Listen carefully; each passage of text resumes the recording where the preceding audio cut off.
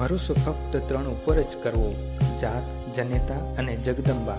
આ ઉપરાંત બાકીના બધા સંબંધો ગમે ત્યારે પડતા મૂકી દે છે. દરેક માણસ સાહેબ પોતાની જિંદગીમાં કોઈને કોઈ દુઃખ લઈને જીવી રહ્યો હોય છે. તેથી ક્યારેય કોઈનું દિલ દુભાવતા પહેલા એકવાર જરૂર વિચાર કરજો. મૃત્યુ, સમય અને મોસમ આ 3 કોઈના સગા નથી. માટે શરીર, સંપત્તિ અને સિક્કા ઉપર કોઈ દિવસ અભિમાન ન કરવું. મુશ્કેલીઓ એ જીવનની એવી શાળા છે જ્યાંથી માણસ મજબૂત બનીને બહાર આવે છે.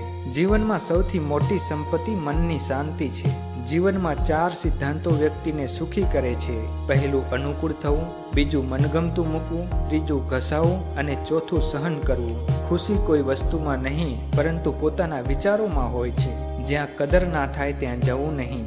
જે સાંભળે નહીં તેને સમજાવવા નહીં. જે પચે નહીં એ ખાવું નહીં અને જે સત્ય પર રિસાય એમને મનાવવા નહીં. જીવનમાં એટલા સારા બનો કે લોકો તમને ગુમાવવાનો ડર રાખે. સુખી થવા માટે 3 વસ્તુ યાદ રાખવી: રડવું નહીં, લડવું નહીં અને કોઈને નડવું નહીં. જીવનમાં શાંતિ જોઈએ તો દરેક વાત દિલ પર લેવાની આદત છોડો. હંમેશા એવા શબ્દો બોલો જે સાંભળનારના દિલને શાંતિ આપે. સ્ત્રીને ઉંમર અને પુરુષને આવક ક્યારેય ના પૂછવી, કારણ કે સ્ત્રી ક્યારેય પોતાના માટે જીવતી નથી અને પુરુષ ક્યારેય પોતાના માટે કમાતો નથી. સમય, આદર અને પ્રેમ માંગીને મળે તો એને ઉપકાર કહેવાય. જીવનમાં ખુશ રહેવા માટે બીજાની મંજૂરીની જરૂર નથી પડતી. પાણી, પૈસા અને પ્રેમ, વહાલ, વરસાદ અને વિચાર સમયસર આવે તો જ કામના હોય છે. સમય, તબિયત અને સંબંધ આ 3 ઉપર કિંમતનું લેબલ નથી હોતું, પરંતુ જ્યારે ગુમાવી દઈએ ત્યારે તેની સાચી કિંમત સમજાય છે.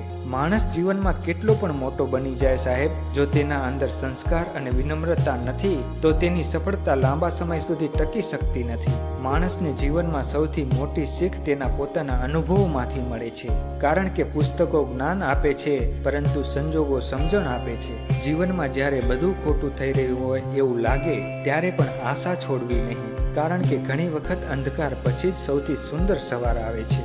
જીવનમાં સારા માણસ બનવાનો પ્રયત્ન કરજો, કારણ કે સમય પછી લોકો તમારી સફળતા નહીં પરંતુ તમારો સ્વભાવ યાદ રાખે છે. જીવનમાં હંમેશા સત્યના રસ્તે ચાલજો, કારણ કે ખોટો રસ્તો થોડા સમય માટે સુખ આપે છે પરંતુ અંતે મનની શાંતિ પણ છીનવી લે છે. આજે કરેલો સારો વિચાર આવતીકાલનું સુંદર જીવન બનાવે છે.